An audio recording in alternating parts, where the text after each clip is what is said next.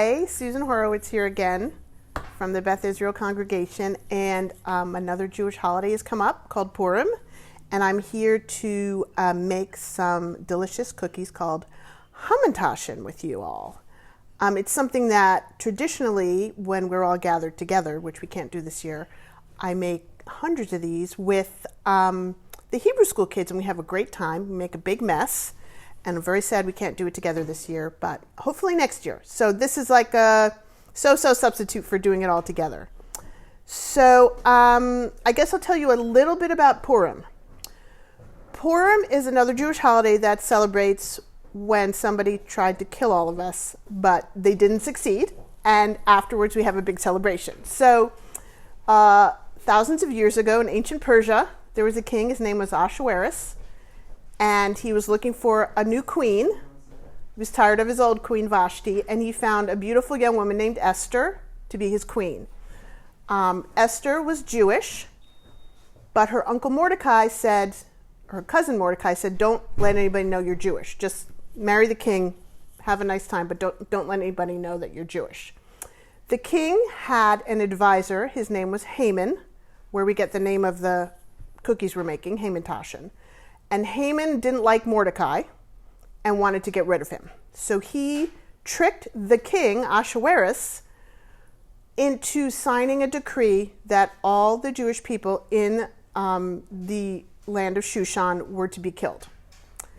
And Mordecai and Esther had to talk about it because Esther still did not tell the king that she was Jewish. And she realized that she had to risk her own life to save all the Jewish people, because if she told the king she was Jewish, then he obviously wouldn't want to have her killed also. So in the end, she does. She's brave, and she tells the king that she's Jewish. He gets angry at Haman, who tricked him. Haman gets his just desserts, not the cookies, the other kind. And Esther and the king probably live happily ever after. I don't know. But in any case, that's a very short version of the holiday. It's a holiday where we celebrate a lot. You might notice I have a little unicorn thing on, and I also brought my unicorn tail. We celebrate. We dress up in costumes. We eat. We drink. We have a good time. It's a really happy celebration. So with that being said, I think we should get started making the Hamantaschen that you're getting a peek at now. We're going to make some of what you see there. So this recipe is the recipe that was on the website. I'm going to make it using a mixer because we have a mixer, so I don't want to do it by hand. So let's see. I'm going to first take 1.5 sticks of butter. And the recipe has you using cold butter if you're doing it by hand, but I'm using a mixer, so it's a little bit warmed up to room temperature. All right, I'm going to turn this on. Ooh, okay. Stop that. Okay, we're going to cream the butter a little. Oh my God. Come on now. Okay. Okay, now I'm going to add 3/4 cup of sugar. I'm going to do 1, 2, 3. Okay, I'm going to mix that up and cream it. This is just like making any cookie dough. It's pretty standard sugar cookie dough. So you could use the Hamantaschen recipe or your favorite cookie recipe. Oh, one thing I did want to tell you is that if you do not feel like you want to deal with making dough, you do not have to make your own dough. You can buy a refrigerated pie crust and make like a nice flaky Hamantaschen. Just cut it out with a cookie cutter. You could buy sugar cookie mix. You could probably use the Pillsbury sugar cookie in a roll where you slice it up, because I'm going to do that with my dough and you'll see how I do it. You could buy sugar cookie mix. There's even ways to make it using a cake mix. So there's really no reason that you can't do this, because even if you say, well, I can't bake, I don't want to bake, I don't have time to bake, you can buy stuff that's already almost all the way done and just have the fun of shaping and filling the cookies. Okay, that's my little speech. All right, here I go. So now I'm creaming the butter and the sugar. The recipe does not call for vanilla, but I like vanilla.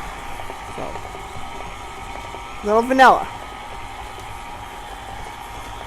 And also, I'm going to put a little orange zest in there. I think I'm just going to grate it right over the bowl. See if I can do it. Orange zest is optional. You do not have to do it. They gave me an orange, so I'm zesting it. It smells really good.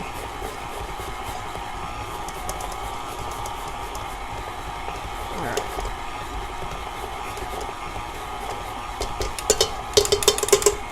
All right, that's enough. All right.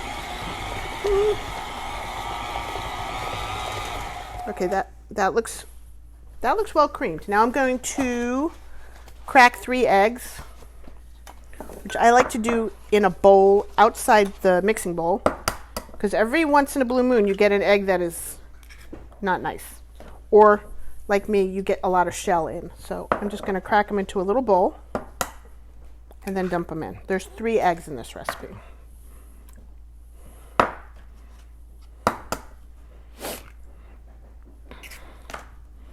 Okay, and then mix that up again. Okay. Oh, you know what? I need a spatula. This mixer is doing a good job, by the way. It's not a KitchenAid. It's a Cuisinart. I'm loyal to my KitchenAid, but this is doing a good job. Okay. Okay, I'm going to scrape down the sides a little bit. It's mixing nicely. All right. Another second, and then I think we can put in the flour and the rest of the ingredients, and then we'll get to the fun part.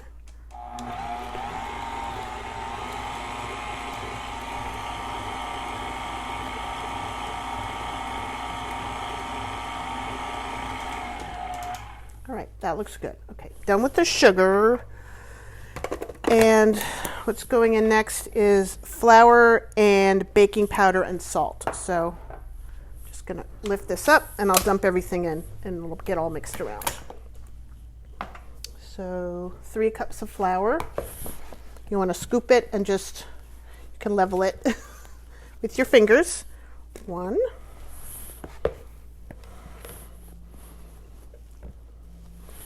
2. 3. You can mix the dry ingredients together outside the bowl if you want, but I know it's just an extra step and it makes me dirty an extra bowl. So let's see, we got 1/4 teaspoon of salt. Sprinkle that on. And baking powder, 1.5 teaspoons, which is the same thing as 1/2 tablespoon in case you didn't know. So 1.5 teaspoons of baking powder, not baking soda. So mix that around. Okay. And I'll throw a little more of this in for good measure since I have the bowl right here. If you're zesting, you just want to get the orange part, not the white part. The white part, the pith is bitter. The orange has all the nice oils and smells fantastic. That's where you get the flavor. So, okay. In we go. And we're gonna, hopefully this isn't going to like make a cloud, but we'll see. Start slow. And then we'll turn it up a little. All right. Here we go. It looks good.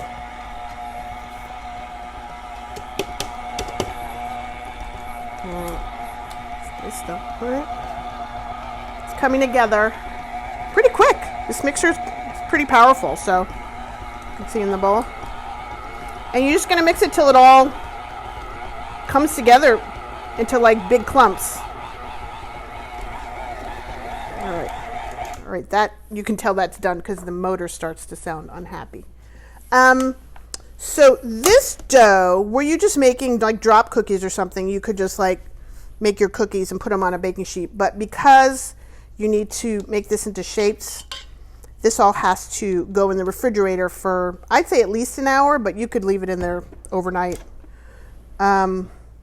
There's a couple ways to go about this next step. I have found the way that I find is easiest because I am a messy person.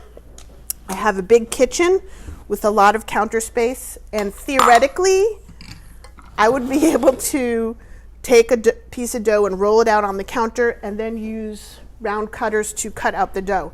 But that's theoretically. In actual fact, my counters at home are covered with stuff, with dishes, with ingredients, with lunch, with breakfast stuff. And so I don't have room or the desire to roll out the dough. So I form my dough into little rolls. Either way, you're going to have to refrigerate it. So this dough, if you are not like me and you like rolling out dough, which is fantastic, more power to you, you're going to, you know what I should have gotten is the plastic wrap. You're going to take your, thank you, Louisa. Yeah. You're going to take some plastic wrap, or you could use wax paper or parchment paper. You're gonna, okay, I obviously don't know how to use this. Do I just go across? Oh, look at that. Okay. Take your plastic wrap and you take your dough. I probably should have taken a bigger piece. And if you're going to roll this out into a big flat pancake, you're going to want to separate this into probably 2 smaller discs and put it in plastic wrap and put it in the fridge. I am going to make this into a log. And you could also do the same. You could do 2 logs. And then, with your clean hands, of course, roll it in the plastic. You can make, it doesn't really matter like how long you make it. You can make it a little longer. Roll it up in a bigger piece of plastic than I did. Yeah. And then you just pop that in the refrigerator and make it a little tidier than I did, but you're going to end up with a log that looks more like this. But then the dough will firm up and be much easier to work with when you do decide to use it. Okay. I'm going to put this over here. Okay. So now we made the dough and it's been chilling in the refrigerator, and look, dough.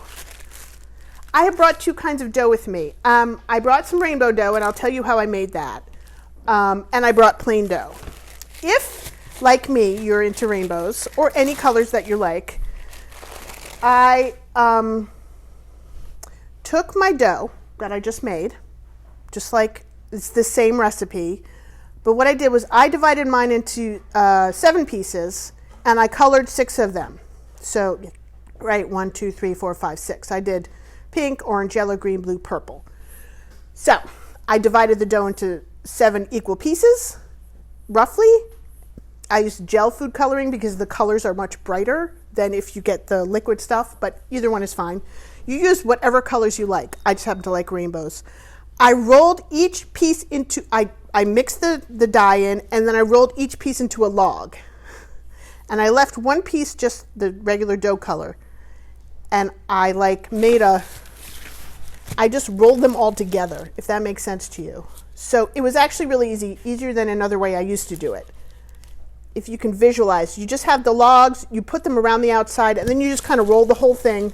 Again, you wrap it up in plastic wrap, and you stick it in the fridge. So any colors you like, your favorite colors, no colors, 2 colors, 10 colors, whatever you like. Okay. But first, I think I'm going to do for you the regular old dough. Here it is. It's in a log. It even looks, it looks pretty nice. Okay. Now, like I said before, I don't have a lot of counter space at home because it's covered with stuff. So even my teeny tiny cutting board will work for this because I can always find like 8 inches of space. So I have my dough. It's nice and firm. I'm going to use a bench scraper to cut it. You can just use a sharp knife, whatever you like. And you just cut it into, actually I got to cut it this way. You cut it into slices that are actually thicker than you want your cookies to be, because you're going to actually roll out the slices. So these are a little bit thick. Okay. And don't worry about the shape, because you'll have a chance to reshape them. Okay, I'm going to do like 6 of these. This really is ideal if you don't have room in your kitchen. You could do this in any room. All right. All right. So now I have 6 little discs, and these are going to become, I'm going to flatten them out. So I have a small rolling pin that I really like. I have a bigger one too, but I loaned it to my friend who loaned me the unicorn ears. Hi, Gila. So I like the little rolling pin. I feel like I have a lot of control with it. So I'm going to take a teeny bit of flour so that this little thing doesn't stick. Just a little bit like that. And I'm just going to roll this out into something that looks sort of like a circle. It doesn't have to be perfect circle, but something vaguely round. If you really feel like you want it to be a circle, you can use that and make a perfect circle. But it doesn't make a difference in the long run. But there you have a nice circle. And here. Then I'm just going to do the rest of these. Let's see if I can do them quickly. You can see they might stick a little bit. It's not a huge deal. Any imperfections, cracks, things like that, you can pinch it together with your fingers.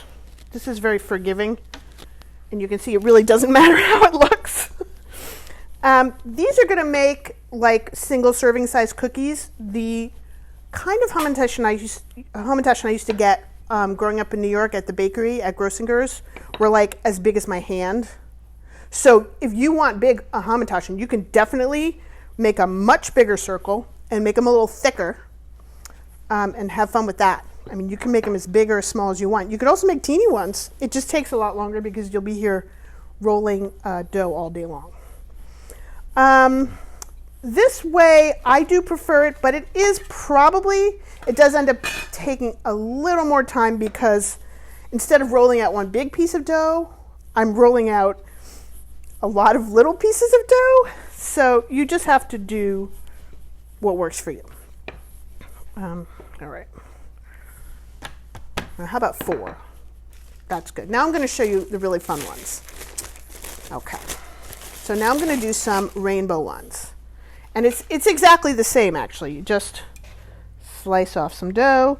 The rainbow dough is a little softer because the gel food coloring just makes it a little bit softer. So it tends to be a little bit stickier. But if you've chilled it nicely, you won't have any problem working with it. All right. So you can see how it looks really cool. And actually, I've made cookies like this where you just make the cookies exactly like this, flat, and they look really awesome. So you can do that, but not for Purim. For Purim, you have to make Hamantaschen. All right, again, I'm going to roll it out. It does stick a little bit. Just add a little more flour. Little bit, but not, you don't want them really floury. Just enough so it's not too sticky. But you can just peel it off with your hands again. Okay, 1. And they don't have to be perfectly round. I think I said that already, but it's all good because it all tastes good in the end. All right, I need a little more flour. Okay, I'm gonna roll out a couple more and then we're gonna fill them. And I have a few different fillings that are really, really delicious. Another nice thing about Hamantaschen is you can put like anything in these. I mean, I have never made savory Hamantaschen. I wouldn't use cookie dough. Might just use like a regular bread dough. But you could put like, I don't know, cheese or onions or, I don't know, some kind of nice like savory jelly. Somebody gave me some like spicy tomato jam. That would be really good. You could put cream cheese in there. I mean, you could just, the sky's the limit. So I think the next time I do this, I might try to do some savory ones. I've never done it, but it just seems like a natural, you know, like a piece of dough filled with stuff. What's not good about that? So, all right. Again. And I hope you can see from this that like, I love to cook, but for me, it's like, it's a messy process. Things don't look perfect. I'm never going to be on the cover of a magazine with my stuff. I just enjoy the creative process of, I don't know, seeing how it comes out. Sometimes things don't come out the way you thought and you kind of adjust while you're doing it. So, okay, So now I've got little, usually I put 12 on a tray, but I'm doing 8. So now we have some yummy fillings. Here we have, I've never tried this, but this looks fantastic, Cadbury milk chocolate spread. Usually I use Nutella, but I'm sure this is fantastic. Apricot jam is my second favorite filling.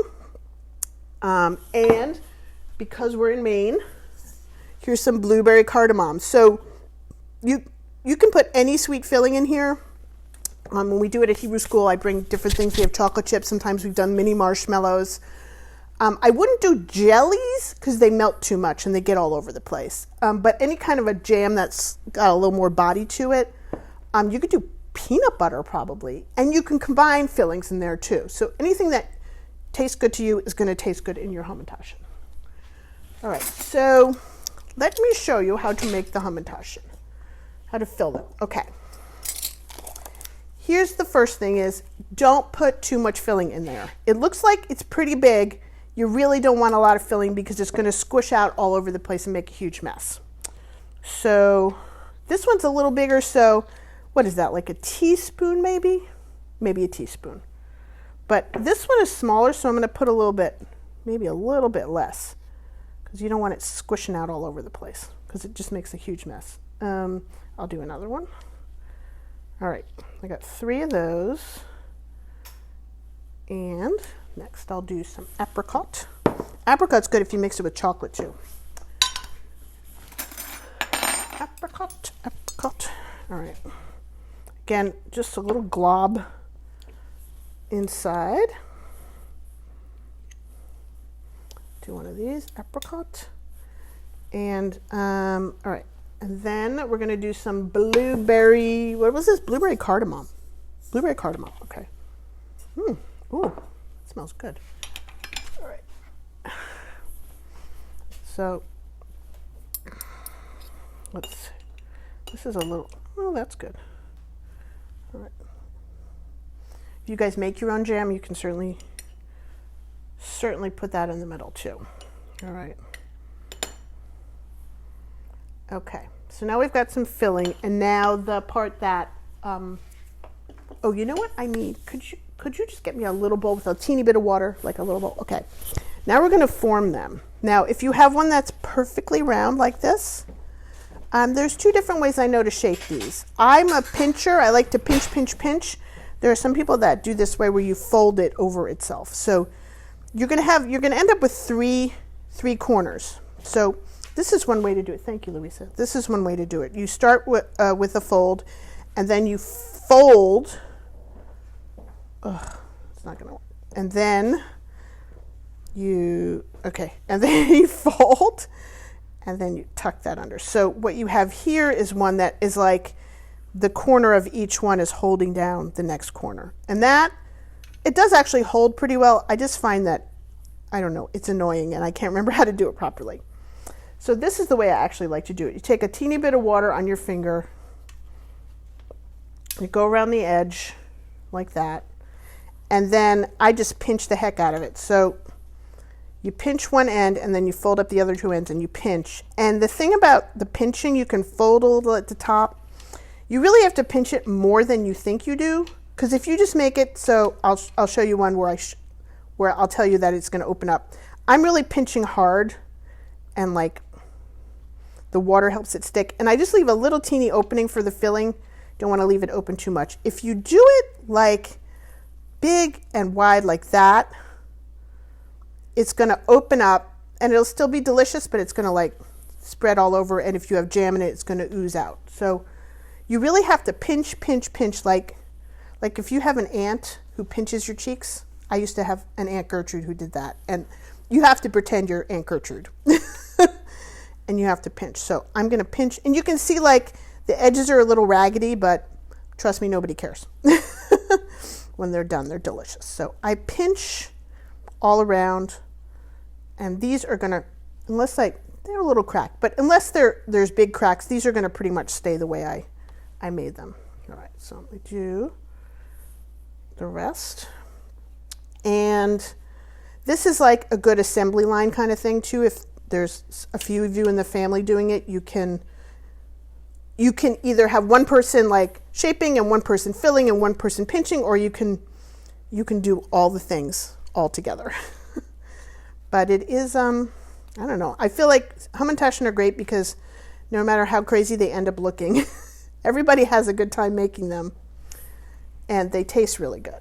All right, so this dough is colored, but it behaves like the other dough, and it doesn't really matter. Like, you can, if you have a color that you're favoring, I guess you could pick where you wanted to start pinching, but the way I've colored these and shaped them, you can see all the colors no matter where you start pinching. So, and sometimes I do end up pinching them all the way close so you can't see what the filling is, and then you just have to, take your chances, I guess. But if you picked all the fillings and you like all the fillings, then it doesn't matter whether you get a Nutella or apricot or a blueberry or raspberry or strawberry or whatever you like. Don't let somebody put stuff in there that you don't like. Traditional fillings for Hamantaschen are like a prune butter, which is what it sounds like. It's prunes, and they're cooked with some sugar and I guess pureed till it's like thick. And that's really traditional. It can also be disappointing because it looks kind of like chocolate, and if you take a big bite and you're not ready for prunes, it can be upsetting. But it does taste good. Actually, prune, it does taste good, but it's not my favorite. And poppy seed filling, which is you cook poppy seeds with sugar and some lemon peel and some water, and you also end up sort of like with a jam. And it's a little bit crunchy and a little bit lemony, and that's super traditional, and I do not like that one. So if I had somebody coming over and I knew they liked it, I might make it for them, but it doesn't do it for me at all. Plus, they get stuck in your teeth, so not my favorite. Okay, so I managed to make 8 of these. If it was warm in your kitchen, I can't imagine this time of year being warm in your kitchen, but I don't know where you're watching from. You could pop this whole tray in the fridge for 10 minutes just to firm everything up. But it's not warm in here, so we do not have to do that. But I will put them in the oven. Okay, those are going to bake at 350 for about 10 minutes. It's very about. The lighter colored ones, it's very easy to see when they get golden around the edges. The rainbow ones, you can still see it, but it's a little trickier to see it. But about. I mean, I find that a sugar cookie dough tastes better when it has a little browning. The dough does cook pretty quickly, so even if you took them out too soon, nothing bad would happen. So, yeah. So now I want to show you, we're still tethered, I want to show you what they look like through the magic of I baked these last night. What we've got here, this is what it looks like when it's cooled off. You can see the back is a little bit golden. This was one of the ones where I folded the edges over each other. It actually came out very good looking. That's apricot. Let's see, this one is Nutella. You can see a little chocolate poking out of the middle.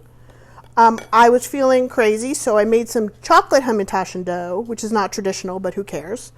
And inside here, I put a little bit of tahini, which is sesame paste, and I mixed it with sugar and vanilla and a little bit of salt, so it's like halva almost in the middle. It's really good if you like that. I love that.